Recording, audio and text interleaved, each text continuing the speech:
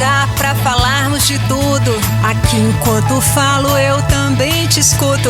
Amores eternos que chegaram ao fim. Casais que vivem nãos que antecederam sims. Sejam bem-vindas ao Desenlaces.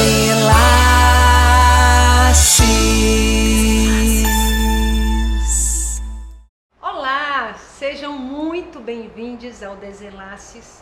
Gravando hoje o nosso 6º vídeo.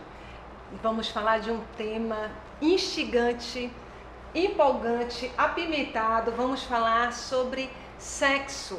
Continuamos falando de amor, mas vamos falar de sexo, de sexualidade, de desejo, de paixão também.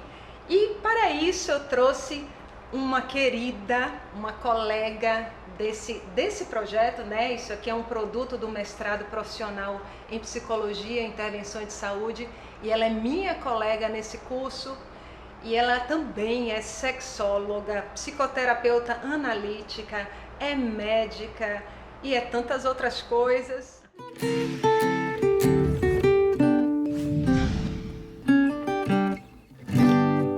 Eu trouxe a Alcione Bastos para falar com a gente, para a gente investigar mais sobre esse tema. Querida, seja muito bem-vinda, que bom, que prazer você aqui, tanto aprender. Oh, obrigada, Val, obrigada. Eu que sou grata pelo convite, foi ótimo, eu acho que vai ser um bate-papo bem interessante e estou aqui à sua disposição. Pois é, animadíssima para falar sobre esse tema, né? Quando a gente fala dos avanços das mulheres, né? A mulher conseguiu realizar uma realização profissional, uma realização pessoal e também com várias lutas que nós já falamos aqui, uma realização sexual. A mulher toma para si o seu corpo, o seu desejo, depois de atravessar de tantos períodos para conseguir isso, né? A gente sabe que num histórico de 2000 anos de enclausuradas, tem apenas 60 anos que a gente vem conquistando em uma vertente a liberdade sexual, dos anos 60 para cá, mais propriamente. E aí é sempre bom a gente pensar, nunca é demais repetir o que é óbvio, né? Que a mulher precisa exercer essa sexualidade com toda a sua plenitude, se livrar das amarras existentes, a culpa, a vergonha, todos esses engessamentos que foram colocados, né, que a mulher é tida como mãe nesse lugar. Então são tantas repressões e outras ainda que acontecem, lembrando que ainda temos a repressão do padrão de beleza, de perfeição, de juventude, que também hoje em dia, na contemporaneidade, fica difícil, né? Por um lado, a gente tem essa liberdade, por outro, estamos aprisionadas nesses padrões todos, e isso também mexe, né? Como é que a gente vai pensar no nosso prazer, em gozar, se está preocupada com a celulite, o que está aparecendo, o que ele está achando, o que ela está achando? Então, vamos falar dessas coisas todas aqui com ela. Alcione, o que você percebe, como você percebe as mudanças dos modos de exercer a sexualidade da mulher nesses últimos tempos? O que mais chama a atenção para você? Olha só, Val, eu acho que a gente vem aos poucos mudando a forma de nos relacionarmos com o nosso corpo e com o corpo da outra pessoa, digamos, da parceria, né? Porque aí a gente não vai entrar naquela questão heteronormativa, vamos deixar, a gente já coloca assim, parceria, porque pode ser qualquer tipo de parceria, né? Então, ao longo do tempo, imagina que 70 anos, você falou 60 porque dos anos 60, da Revolução Sexual, mas o advento da pílula, né? A pílula anticoncepcional, ela foi descoberta nos anos 50, né, nos Estados Unidos. E aí depois chegou para cá e aí começa realmente a mulher a começar a exercer seus demais papéis, né? Não só o papel de esposa, não só o papel de companheira, de filha, né? de sei lá, cuidadora, né? Mas também o papel de protagonista. Então, com todos os avanços que a gente vem tendo, isso foi migrando. Então, inicialmente, a mulher queria ter o direito de dizer o que ela queria ser, ter o direito de ter também prazer. Então, inicialmente, né, é o voto, né, o sufrágio. Depois ela começa a dizer que ela quer ser também profissional, trabalhar fora, porque aí não tem a limitação dos filhos. Então, vai aos poucos migrando, vai começando a mudar, digamos assim, o desejo, né? O desejo feminino. O desejo da mulher, né? O desejo feminino.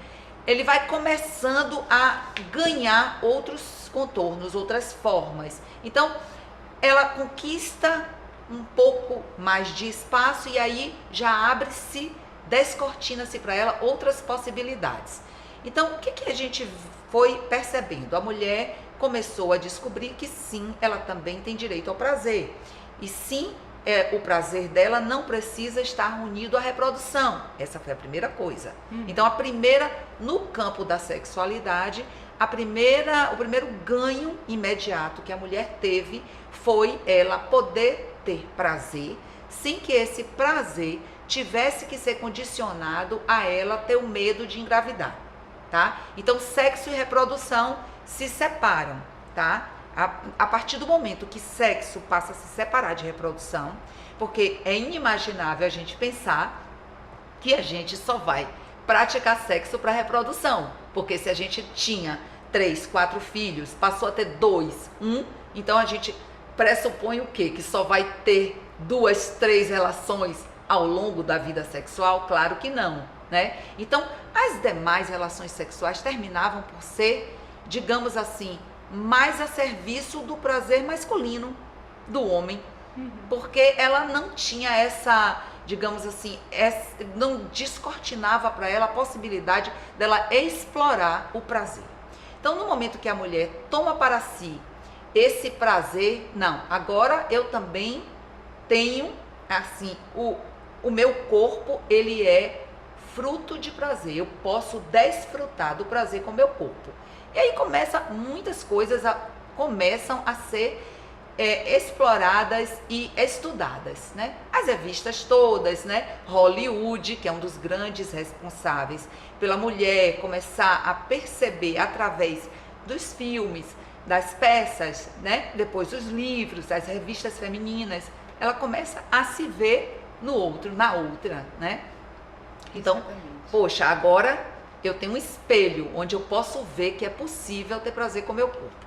E aí a gente começa a caminhar ao longo do tempo, né, da história, e aí as mulheres, o movimento feminista chega para dizer, mas não é só isso que a gente quer um pouco mais, porque a gente também quer, além de ter prazer com o corpo, a gente quer também ter o direito de decidir sobre a nossa vida, porque é quase como se a gente não tivesse o direito de decidir se a gente quer trabalhar fora, se a gente não quer trabalhar fora. A gente era objeto e não sujeito. Exatamente. Né? Conquistamos o lugar de sujeito. Exatamente. Então, em pouquíssimo tempo, né? Imagina que... Depois de 2000 anos, né? Quase. 2000 anos de cristianismo, mas e antes, né? Antes, ter todo o patriarcado, né? Que tem muito mais do que isso, né? A gente pode botar aí 10.000 anos de patriarcado contra 60 anos de movimentos feministas que vão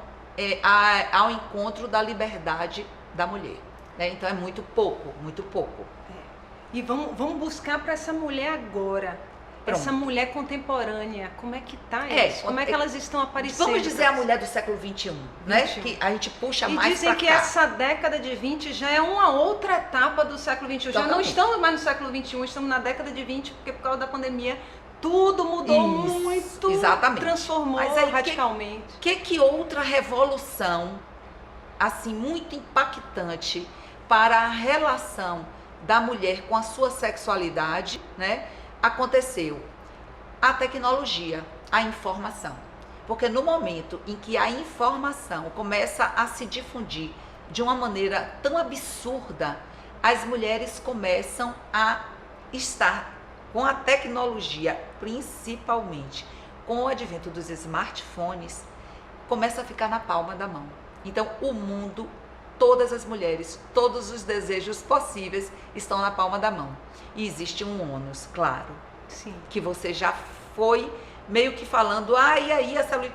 O ônus é que a gente começou a ficar também prisioneira deste espelho, destas outras possibilidades que terminam sendo, de certa forma, também cárceres, né? Porque aí a pessoa começa a, por um lado, se liberta eu não sou mais o objeto só do outro, a objetificação, que foi uma coisa muito séria, né? A objetificação começa a ser vista pela mulher como uma coisa, então não aceita mais ser chamada na rua disso, daquilo, né? Não quer mais que seja identificada pelos seus atributos físicos. Ou pela sua roupa. Ou pela sua roupa, né? Uhum. Por um lado. Por outro, Val, a gente começa a perceber que muitas, principalmente mulheres mais jovens, começam a ficar prisioneiras de um padrão de beleza, né? Aquele padrão de beleza que diz que você tem que ser assim ou tem que ser assado. E não é ninguém que está dizendo, é que ela está vendo. Ela olha e vê. Então a gente começa a ter choques aí, também internos das mulheres, e a gente tem visto algumas coisas assim bem preocupantes em torno das jovens, principalmente. Não só das mulheres maduras, que vão buscar a qualquer preço uma juventude, mas também das mulheres jovens que querem a todo custo ter acesso a corpos que elas idealizam como perfeitos, não é? Exatamente. E aí entram todos esse imperativo da imagem, dos filtros, que vai distorcendo as percepções e o padrão, né? O nariz, o dente que está na moda, é impressionante como vão formando isso. Importante a gente pensar. E a gente vai caminhando sobre o nosso tema. A gente falou muito nesse programa sobre o amor e agora a gente quer falar sobre a paixão.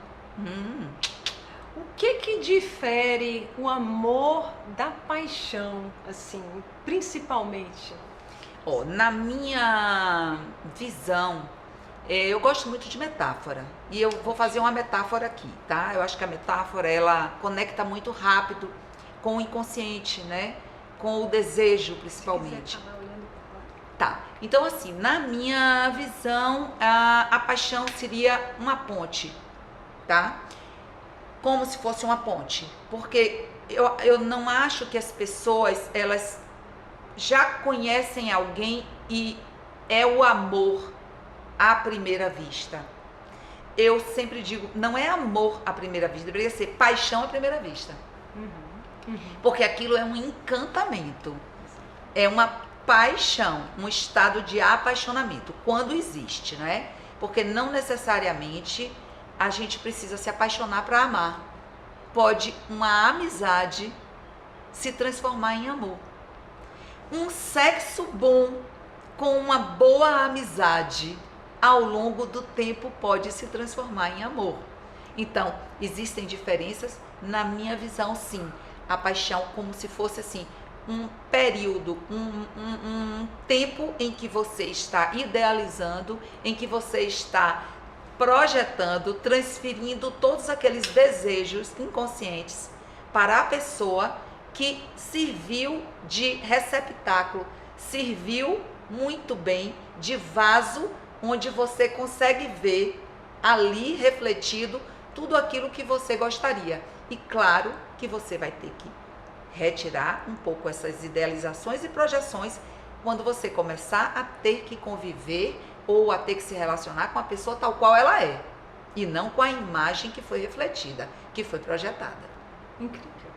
É isso. É esse deslocamento, onde a gente coloca as projeções, né? Eu lendo sobre isso, eu vi que a paixão, ela tem uma urgência, né? E é como se a gente também colocasse um óculos em que a gente, tudo na vida parece diferente, um pouco mais, como, sei lá, algumas doses de alguma coisa, né? É como se ficasse mais atraente. E a paixão, ela tem essa questão de tirar a pessoa do habitual, da realidade, e querer, muitas vezes, ela é perigosa, né? Ela é perigosa. Muitos autores falam do perigo de muita gente evitar se apaixonar, ter medo de se apaixonar, porque realmente você sai de um estado de si e começa por conta dessa projeção, e muitas vezes a própria pessoa não está entregando aquilo que você projetou, e pode vir uma decepção muito grande. Inclusive a gente apaixona, tem paixão do pathos, não só por outras pessoas, mas a gente apaixona por projetos, né? Sim. Esse é um projeto pelo qual estou apaixonada, envolvida, dedicada, absorvida por.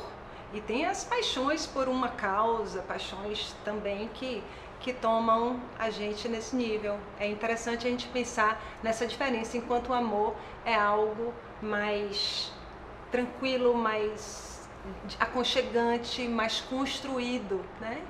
Então, né, eu tenho, digamos, um pouco de... Eu trago uma reticência com relação ao amor, tá? Mas antes que a gente passe, assim, para falar qual a minha, digamos, o que eu penso, o que é que eu já li, assim, que corrobora para esse meu pensamento, eu queria citar aqui, em relação à paixão, existe essa sensação que você falou, Val, da gente ficar fora do nosso prumo, digamos, que a gente fica... A paixão é cega, né? Não é o amor que é cego. Por isso que eu digo, para mim não é amor à primeira vista, e sim paixão à primeira vista. Assim como não é o amor que é cego, seria a paixão cega. Então por quê? Porque a gente fica realmente encantado, né? Você vê que o príncipe está encantado, ele virou sapo. Então está encantado. Encantado é porque transformou a pessoa do que é em uma outra coisa. Então, nesse momento, a gente tem uma enxurrada de neurotransmissores e de hormônios no nosso cérebro que estão causando na gente, ativando o tempo inteiro o centro de recompensa, né? E dopamina, bastante. Muita dopamina, que dopamina é exatamente... todas as anfetaminas, o que elas fazem é exatamente isso, né? Libera dopamina, cocaína, né? Como se fosse cocaína, como se fossem drogas exatamente estimulantes. Então, se você começa, o processo de apaixonamento, você começa a liberar muita dopamina. Então, você tem no seu cérebro, no centro de recompensa, aquele bem-estar que a dopamina promove, não é? Que é semelhante ao das drogas, né? Por isso que ela é viciante. Por isso que quando a gente está apaixonado, a gente não consegue ficar um minuto sem pensar na pessoa. É uma obsessão, né? Você fica com uma obsessão, que você tem que ficar o tempo todo pensando, você quer saber o que a pessoa falou, o que a pessoa disse. Hoje em dia, a questão das redes sociais, né? Então você fica stalkeando, como que eles chamam, né? Saber onde a pessoa tá, o que fez, o que falou, com quem andou. Então, que horas está online, que horas... Hoje as demandas das pessoas mais jovens é isso. Tava online, mas para mim tava off. Mas não me respondeu. Não me respondeu, demorou. Quanto tempo? 1 minuto. 1 minuto é uma eternidade. Eu trouxe um resuminho desse livro Sexo no Cativeiro, da Esther Perel. Você fala Perel, eu falo Perel, mas não sei, enfim, maravilhoso. E ela faz um resumo, assim, sobre a diferença entre o amor e o desejo. Uhum. O amor gosta de saber tudo sobre o outro. O desejo gosta de mistério. O amor quer encurtar a distância. O desejo a toma como estímulo. O amor gosta da repetição, da familiaridade, da intimidade. No desejo, isso causa embotamento. O erotismo, ele gosta de mistério, de novidade, surpresa. O amor envolve o ter e o desejo, o querer. É verdade. Isso já me coloca na nossa terceira questão. É verdade, né? Porque o desejo ele só se estabelece na falta. Então, eu digo muito isso quando eu atendo, por exemplo, pessoas, casais que já estão há muito tempo num relacionamento. Uma das coisas que eu pergunto é assim: existe ainda algum tipo de coisa que você não saiba do outro, da outra? sabe? Ou tá tudo, ou você já sabe tudo sobre. Porque quando acaba o mistério, o desejo, ele pede, assim, a sexualidade, o desejo é um dos componentes, digamos, da sexualidade, né? É o desejo. Então, ele pede novidade, ele pede mistério. Então, se você não tem mais o mistério, nem a novidade, nem a falta, ele não se estabelece. Não tem, só tem o gozo, né? Que é o que você tem, mesmo que você sofra também, tá? O gozo na psicanálise é o que você tem, mesmo que com aquilo você sofra, mas você não abre mão. É o osso que você não larga. Que não larga, perfeito. Né? Agora o desejo não, o desejo é você fica o tempo todo querendo o que você não tem. Ele sempre está na falta. Ele sempre vai estar num lugar onde você não alcança. Isso. É assim que ele se estabelece entre as pessoas, né?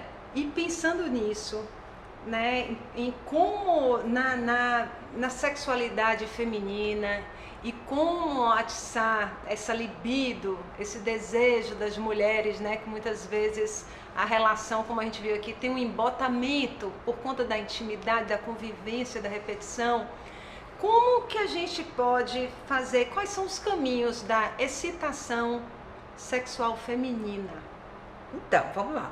Quando você traz a excitação sexual feminina, a gente você entra na questão das funções da sexualidade, né? Então, dentre as funções que a sexualidade ela é estudada dentro da sexologia enquanto quase como um órgão, né? Então, ela tem funções, tá? Então, uma das funções é a excitação. A primeira seria o desejo, que é algo do imaterial, né? Que você não consegue apreender, você não vê nem apreende o desejo, você não consegue pegar ele. A excitação, ela tá na ordem do fisiológico, é a resposta a algum desejo, Pode ser uma resposta a algo que seja dos órgãos sensoriais, tá? Da visão, da audição, do paladar, do tato. Pode ser algo do imaginário. Então, você pode imaginar, você pode estar assistindo um filme, você pode estar lembrando, você pode estar sonhando, você pode estar devaneando, né? E aí o desejo vem, pode vir. A excitação é a resposta do seu corpo a isso. Então, a excitação feminina, ela tem uma diferença da masculina. Não, a excitação da mulher, a mulher, ela tem uma pelve que os órgãos estão espalhados, infelizmente ou felizmente, não tem, tem vantagens e desvantagens em cada uma das duas situações. Mas assim, a gente pode fazer uma comparação, outra metáfora da excitação. Lembre-se, a excitação é a resposta fisiológica ao desejo, ou seja, mudança corporal, mudança fisiológica a algo que vai chegar, tá? Então, na mulher, essa excitação, ela demora um pouco mais, porque a gente precisa preencher. A excitação, Val, é fluido, líquido, é sangue, é afluxo de sangue, é aporte sanguíneo nos órgãos e também fricção, também ajuda na excitação. Então, sangue, fluidos, líquidos ajudam na excitação. Então, a mulher, a pelve dela, ela precisa se preencher. O útero tem que ficar mais entumecido, o colo do útero, a vagina, os grandes lábios, os pequenos lábios, o clitóris, o introito vaginal tem que estar entumecidos, ou seja, com bastante líquido, para que ela se sinta apta a relaxar e poder gozar. Essa é a resposta fisiológica. Então, a gente pode pensar que o desejo, ele é fundamental para que essa resposta fisiológica aconteça. Sim, mas existem duas formas, digamos, uma pesquisadora canadense chamada Catherine Blossom, ela, depois de estudar bastante sobre o desejo e a excitação feminina, ela traz algo que era sempre colocado como se a mulher tivesse menos desejo e excitação do que o homem, porque justamente ela antes achava-se que era uma via de mão única, porque a excitação masculina, ela não é tão, ela precisa, digamos, a metáfora que eu ia fazer, é como se você tivesse uma garrafa de cerveja e uma xícara de bebê. tá? Então a garrafa de cerveja deve ter 600 ml, né, mais ou menos, ou 500, mais ou menos isso. E uma garrafinha assim de 70 ml. Então, 70 ml são necessários de sangue para preencher os corpos cavernosos do pênis. 70 ml de sangue, basicamente. Nossa, E a mulher, a gente precisa de 350 a 500 ml de sangue. Por isso que é tão mais lento. Mais lento. Complexo. Porém, uma vez excitada, a mulher, ela desfruta muito mais. Sim. E por mais tempo dessa excitação. E só mulheres têm um órgão exclusivo para o prazer. Que é o clítoris. Eu sinto, é o clitóris. Então, o clitóris é um órgão que ele é exclusivamente para o deleite e o prazer da mulher. Para a satisfação. É preciso aproveitar. Sim. Que bom. Então, a gente pensando, né, nesse desejo e o que é importante para estimular isso. Eu queria falar um pouquinho de alguns estímulos também, que a gente pensar que pequenas narrativas, que são as fantasias, o quanto que elas são importantes, as fantasias, porque é necessário uma investigação, um autoconhecimento, para saber o que é que te faz virar a chave, aquecer, né? Fazer com que toda essa lubrificação aconteça. Isso é diferente de pessoas para pessoas. Tem pessoas que gostam de um sexo romântico, confortável, com uma parceria, com segurança, né? Pessoas mais românticas. Tem pessoas que não, que querem algo mais puro ou selvagem. E é interessante quando a gente pensa nos caminhos da sexualidade, é que assim, muitas vezes, o que é a poesia do sexo, o desejo, ele vai contra o que é correto. Ele vai de encontro ao que é correto. Enquanto várias coisas são proibidas na claridade do dia, ao escurecer, elas são atrativas, atraentes e desejadas. Então é onde vem a erótica. Muitas vezes as fantasias brincam com coisas cotidianas, ou com relações de poder, ou com algumas manifestações de domínio, né? E, enfim, um universo. O que é importante a gente pesquisar sempre, libertar dessas amarras, eu falei aqui, sair dos armários todos, a gente fazer essa investigação do que é que me provoca, e que nessa cena erótica, dentro desse combinado com sua parceria, com quem você está, é possível fantasiar e brincar, entrar nesse jogo que é a sedução. Tem esse, né, vem do seductere, né, que é tirar você desse caminho, da linha do trem, tirar disso, esse caminho da sedução que vem do novo, né, de uma fenda que acontece na falta, de uma fenda que acontece no que não é descoberto. Tem uma frase ótima, que é assim, onde tudo é revelado, o que há mais a procurar? Aonde está tudo revelado? Né? Isso diz muito também. Às vezes a gente vê as pessoas loucas compartilhando nudes e revelando totalmente, enquanto a sedução é esse processo de velar e desvelar. Exatamente. É esse jogo erótico. Se já está tudo revelado, se você já escancarou, o que mais há a desejar? Então, pensando também nesses estímulos. Então, vamos lá, você falou de uma coisa importantíssima, que é a fantasia, né? Então, a fantasia é o combustível, ele que faz com que o carro ande, né? O combustível mesmo, se a gente fizer a metáfora do carro quanto nosso corpo, né?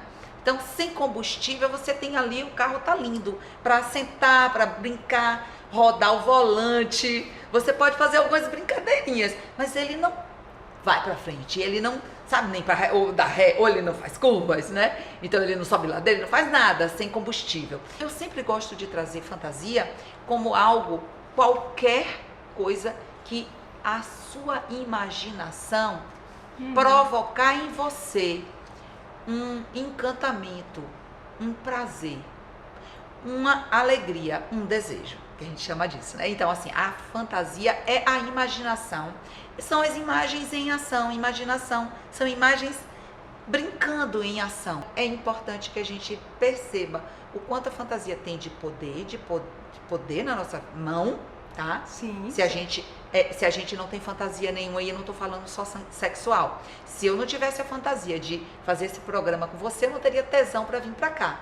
Se você não tivesse a fantasia de estar realizando esse mestrado, você não teria conseguido arrastar tudo isso que você está fazendo, realizando na vida. Então, tudo, essa mesa, antes de ser mesa, teve a fantasia de alguém de construir essa mesa, esse design lindo, né? Então, a fantasia está na ordem do imaginário. E dentro dessa ordem, tudo vale. Tudo pode acontecer, nem tudo deve. Tudo pode, mas nem tudo que pode deve. Porque se você não tem condição de bancar, e se a pessoa que você tá também não banca, aí a gente já entra para outra seara da sexualidade, que é quando um gosta, o outro não. Perfeito. E aí não vale, né? O interessante é quando tá todo mundo nesse mesmo acordo. Vale tudo no mesmo acordo. Um outro trecho do mesmo livro da Perel, que ela fala assim: ao criarem segurança, muitos casais confundem amor com absorção, o que é um mau presságio para o sexo. Para que haja um impulso de um para o outro, é preciso haver uma sinapse a atravessar. O erotismo exige distância. Em outras palavras, o erotismo brota no espaço que há entre eu e o outro. Excelente. Lindo isso. Né? Até porque se você deixa de ser você e o outro deixa de ser o outro, né?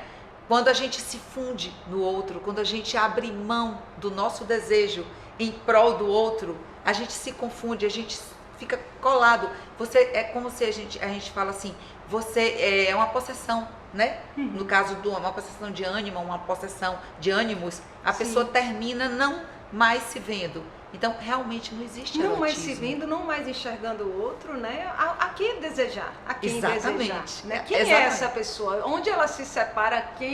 Aonde estamos? Então, achei tão interessante aprender, perceber isso. O quanto que a individualidade na relação, né? A pessoa manter os seus próprios interesses, seus amigos, sua rotina, sua vida, suas paixões. Privacidade. A sua privacidade. Que mais? Diga mais aí para os casados, as casadas. O conhecimento do seu corpo. Então, assim, eu vejo com muitos casais que já trabalhei, mulheres também, homens, que as pessoas costumam partir para as relações sexuais sem se antes apropriar do seu próprio corpo. Então você entrega o seu corpo numa brincadeira, num lúdico ou até numa relação sexual performática, né? Porque a maioria dessas relações sexuais que são de desempenho são performáticas, né? Você está fazendo uma performance e você como atriz sabe muito bem o que é você performar, né? Então, a maioria desses relacionamentos aí, eles terminam não conseguindo gerar essa manutenção, né? Essa intimidade. Não consegue. A gente percebe muito quando a gente trabalha com homens, com mulheres, a gente percebe que eles não conseguem, digamos assim, eles não se apropriaram do corpo deles, né? Como eu disse, a gente não se apropriou, não tem intimidade consigo mesmo e já quer partilhar de uma intimidade com o outro. Então eu sempre digo, você já se olhou sozinho? Já pôs uma música? Já ficou absolutamente sozinho em frente ao espelho? Já se permitiu estar nu, absolutamente nu no espelho? E já se permitiu se olhar sem censura? Já se permitiu se tocar sem censura? Já se permitiu se cheirar para ver o cheiro da sua pele sem perfume? Já se lambeu para ver qual é o gosto que o outro sente em você? Já colocou o seu dedo nos seus orifícios? para você perceber profundidade, distensão, umidade, sensação, turgor, temperaturas e por aí vai. Então, essa é uma coisa que eu acho muito importante antes de você já ir para uma relação performática. Uma coisa tão básica, né? Tão simples, mas que as pessoas não se encaram. Não costumam se encarar. Já falamos várias coisas aqui, eu Sim. acho que para a relação. Abrimos vários links. Que a gente falou sobre, né, como você goza, né? A gente pensou nessa investigação que ela nunca está pronta, a gente sempre pode estar descobrindo. Tem uma frase do Theodor Zeldin, que ele fala assim, a questão não é embaralhar as mesmas cartas, mas para trazer para o jogo cartas novas. Olha só a diferença. Essa nossa narrativa, né? Esse filminho que a gente cria de como a gente está agora e como a gente quer gozar ou experimentar ou tentar, ele precisa ser compartilhado com o outro, né? Eu acho que uma coisa importante nesse diálogo dessa relação, porque muitas vezes as pessoas não se conversam. Esse próprio autor, ele escreveu um livro sobre conversação porque os casais não conversam. Então, esse interesse de fazer com que o outro se torne fluente também, conheça da sua linguagem de amar, do que você quer, do que você pensa, e também esse interesse pelo outro, né, Alcione, para que aconteça esse... Val, por incrível que pareça, o principal motivo dos divórcios não é traição, é a falta de diálogo. É o principal, é o motivo número 1 de todos os desenlaces, tá? Se a gente for verificar, conversar, for pesquisar, todas as pesquisas indicam que a falta de diálogo é o primeiro, digamos assim, a primeira ribanceira que a gente desce, né? Digamos, no relacionamento. Perfeito. Já não está tendo diálogo, então você não sabe o que está passando pela minha cabeça, eu não sei o que está passando pela sua cabeça, e aí a gente vai numa viagem, né? Uma viagem que é sozinho, porque eu não sei. Planos de vida, compartilhar projetos, compartilhar fantasias. Nem todo mundo está preparado para compartilhar fantasias, e algumas fantasias é para ficar somente como fantasias. Sim. Não necessariamente você tem que realizar. Não, às vezes é a narrativa da fantasia que já cumpriu a sua função. Já cumpriu a função, exatamente. Exatamente. E eu digo, você vai bancar essa fantasia que você tem, ou vocês vão continuar vivendo só essa fantasia de, por exemplo, meu marido tem uma fantasia de me ver transando com outros homens. E aí eu fico, inicialmente existe uma parcela que diz que acha aquilo o fim da picada, que acha que aquilo, tem dúvida se é uma questão de homossexualidade, outra tem dúvida se é uma questão de que não está valorizando a pessoa. Não, primeiro entra por vários aspectos, depois, não, entendeu, tá bom, entendeu, chegou a um consenso que aquilo é uma fantasia, aí quer realizar. Aí eu digo, tá bom, vamos lá, você quer realizar? Quer. Ele também quer realizar? Quer realizar.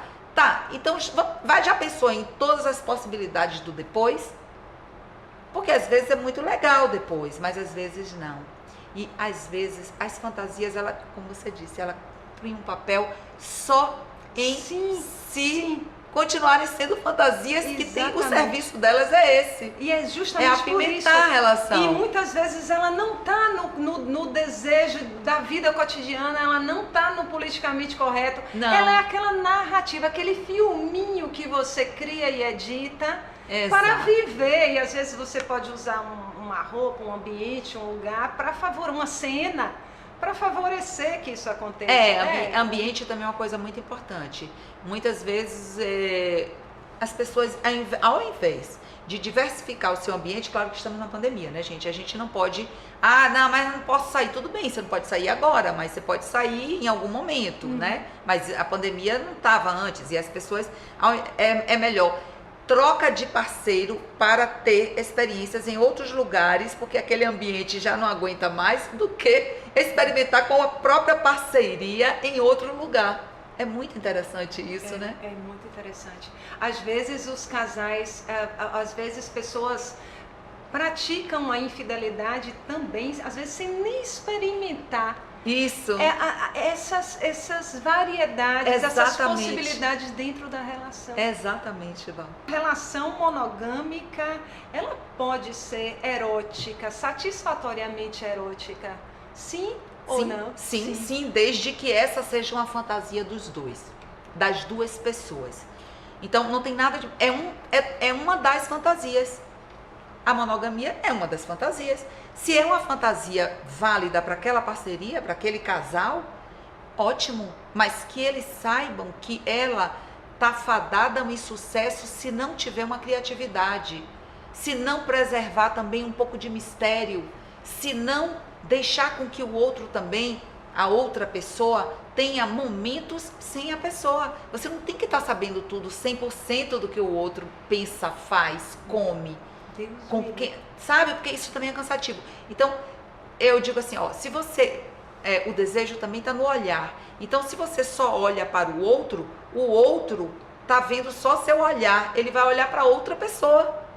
Repare, você tem que olhar um pouco para você para atrair o olhar do outro para você. Alcione. Porque você fica o tempo todo olhando o que o outro fez, aonde ele está, não sei o quê. Mas se você olha para você aí, e começa a dar uma curtida, sabe? Nossa, aí o outro, na mesma hora, ele vai começar a olhar para você. O que é que você está vendo aí? Vai atrair o olhar. Então, o olhar, ele tem essa coisa teleológica, sabe? Você não, se você só olha, eu digo assim, e você está olhando para dentro de você também? Porque se você começar a olhar para você, no mesmo... Espera só um pouquinho, o outro vai começar a olhar. Oi? O que ela está olhando? O que é que está vendo? Né? O que é que ele está tanto vendo aí? Incrível. Querida, olha, é tão maravilhoso conversar com você, tão difícil finalizar, tão difícil. Ficaria aqui horas, tenho muito a saber. Mas a gente pensando aí, né? Você lembrou que a gente está na pandemia, como esquecer? Você acha que vão acontecer, que vem por aí algumas mudanças no quesito do sexo, da sexualidade, principalmente para a mulher, agora depois desse período, você acha que isso trouxe...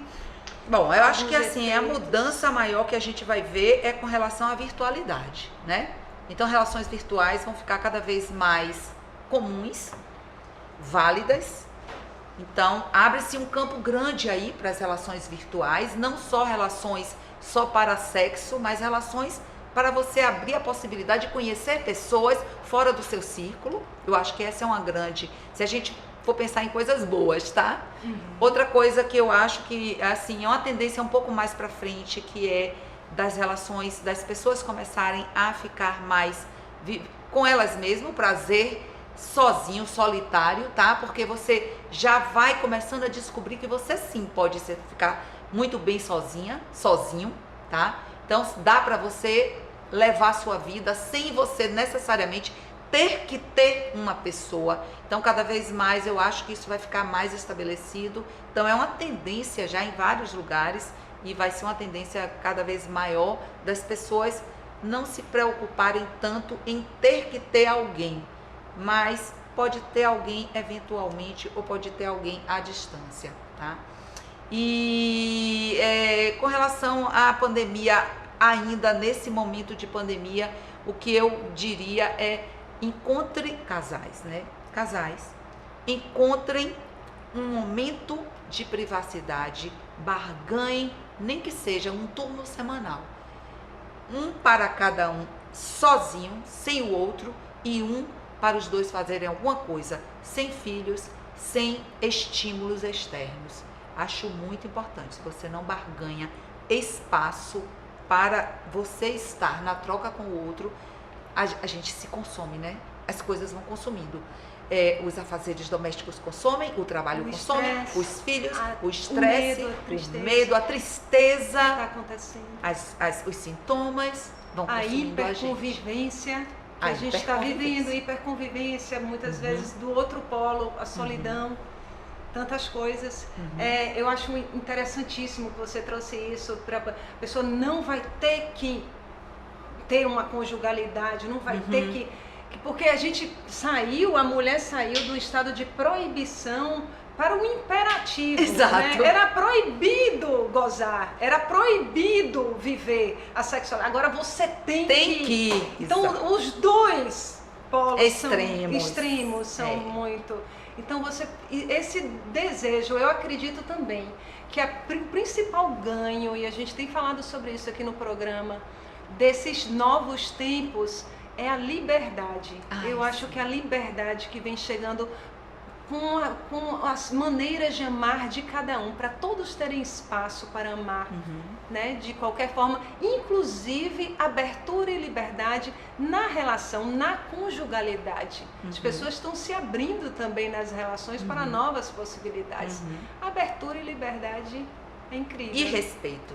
Eu acho que essas palavrinhas combinam muito exatamente. bem. Muito respeito, bem. Porque você respeitar aí a individualidade, a já privacidade, que o desejo comum. do outro é muito importante. Exatamente, consegui isso. Uau! Que incrível, querida. Muito obrigada, muito obrigada. Foi maravilhoso. Estamos aqui, né? Reta final para o mestrado. Quase lá entregando. Quase lá, entregando. Depois vamos ter outros projetos, outros desafios, e outros depois, encontros. E você já fica também convidada para a gente fazer uma live juntas. Para você contar sobre seu projeto. Ótimo. Aproveita e fala da sua live, do seu curso, da sua rede social. Joia. Seu projeto. Então, Val, eu trabalho muito com as redes sociais, né? Eu trabalho no Instagram, @dra.alcionebastos, dra.alcionebastos, e o minha página do YouTube é Alcione Bastos Oficial. Uau. Basicamente essas duas que são as que eu mais uso, e eu sempre estou promovendo cursos, grupo de estudos, eu tenho regular, tá? Um grupo de estudos regular, estudos de mitologia, estudos de psicologia, tá? E no Instagram também, atendimento também faço online, né? Atendimento para casais, né? Individual, casal. Super recomendo, precisa nem falar, né? Que incrível, tudo isso aqui pra gente, tudo isso no Desenlaces Contemporâneos. Muito obrigada, querida, a vocês, mais uma vez. Obrigada a vocês aí pela atenção. E vamos aí, no próximo episódio, vamos falar sobre dor de amar, dor de separação. Conto com vocês, vejo vocês lá. Um prazer enorme, que a vida seja cheia de desejo e satisfação para todos. Beijos.